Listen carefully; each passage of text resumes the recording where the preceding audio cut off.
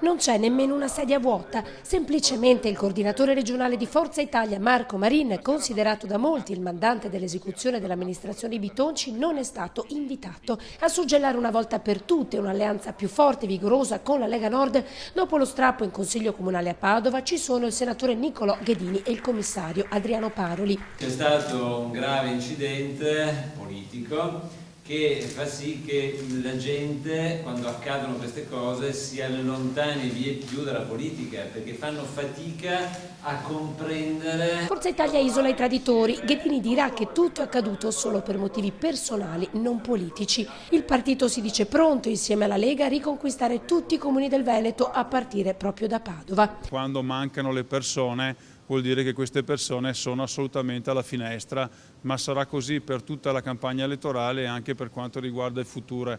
Io l'ho detto in tutte le lingue che conosco. L'ex sindaco ringrazia i 4 forzisti che sempre gli sono stati fedeli: Cavaton, Mosco, Lodi e Turrin. In prima fila tutti gli ex assessori e consiglieri dell'amministrazione pronti a prestare di nuovo servizio per Palazzo Moroni.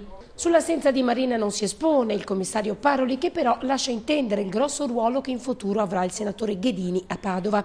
Il tema era diventato di livello nazionale, è stato chiesto a me di fare il commissario direttamente dal nazionale. Niccolò Ghedini, pur essendo padovano, è esponente di spicco nazionale del partito. Una vicenda che ha fatto tremare anche i vertici nazionali, che ora va chiusa, dimenticata, così sperano i diretti interessati, ma non si sa poi se gli elettori dimenticheranno quella finta litigata, un teatrino degno del miglior Goldoni.